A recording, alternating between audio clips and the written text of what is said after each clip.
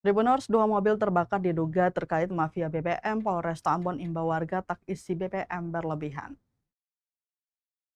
Polresta Ambon dan Pulau-Pulau Lease menegaskan penyelidikan terhadap 2 kasus kebakaran mobil yang diduga berkaitan dengan praktik penimbunan bahan bakar minyak atau BBM subsidi masih terus berjalan. Kasih Humas Polresta Ambon Ibda Janet Luhukai saat ditemui tribunambon.com Senin 2 Februari 2026 menyampaikan bahwa hingga saat ini Satreskrim masih mendalami rangkaian peristiwa tersebut.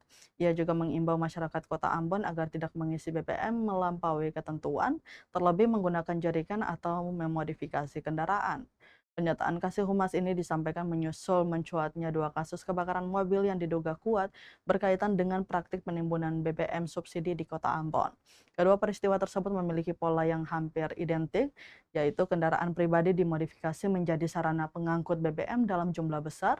Insiden pertama terjadi pada Minggu 25 Januari 2026, melibatkan Toyota Avanza hitam bernomor polisi DS 1353AB yang terbakar di depan kantor ASDP Ambon, Jalan Jenderal Sudirman, Kecamatan Sirimau. Kasus kedua menyusul di kawasan Hatiwe Kecil saat Daihatsu Sigra DS 1491AT mengalami kebakaran. Kapolresta Pulau Ambon dan Pulau-Pulau Lease Kombes Pol Dr. Yoga Putra Primasetia sebelumnya menyatakan bahwa penyelidikan dilakukan secara intensif.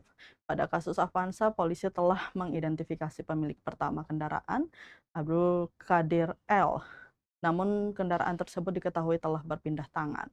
Sementara pada kasus Sigra, polisi telah mengetahui identitas pengemudi bernama Libren alias Kembar.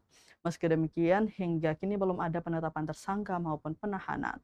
Tangki modifikasi dan dugaan praktik tap-tap BBM hasil olah tempat kejadian perkara oleh unit Busar dan tim identifikasi Polresta Ambon menguatkan dugaan praktik penimbunan BBM subsidi. Tangki modifikasi berukuran besar terpasang di bagasi Avanza dan terhubung langsung ke sistem pengisian. 4 jerigen berkapasitas 35 liter ditemukan hangus di dalam Sigra. Pompa celup ilegal digunakan untuk memindahkan BBM dari jerigen ke wadah lain. Polisi menduga kendaraan tersebut beroperasi sebagai armada pengangkut BBM subsidi hasil pembelian berulang di SPBU, untuk kemudian dipindahkan dan menjual kembali secara ilegal. Modus ini dikenal sebagai praktik tap-tap BBM, yang selama ini sulit dibongkar karena melibatkan jaringan tertutup.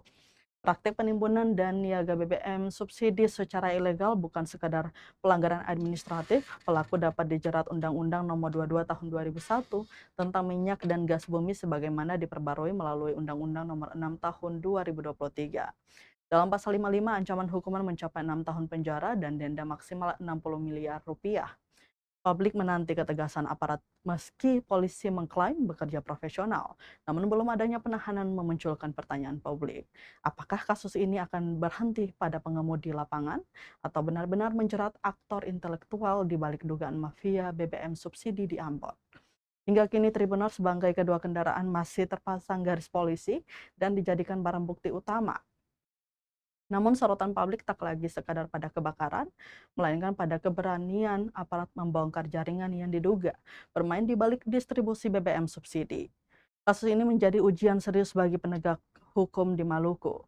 Publik ini menunggu langkah konkret, penetapan tersangka, penahanan, dan pengungkapan jaringan mafia BBM secara tuntas.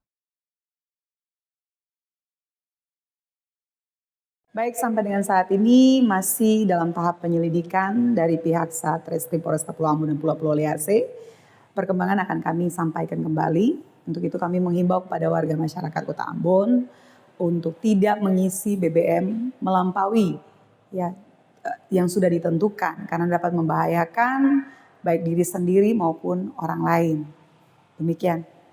Download Tribun X sekarang. Menghadirkan lokal menjadi Indonesia.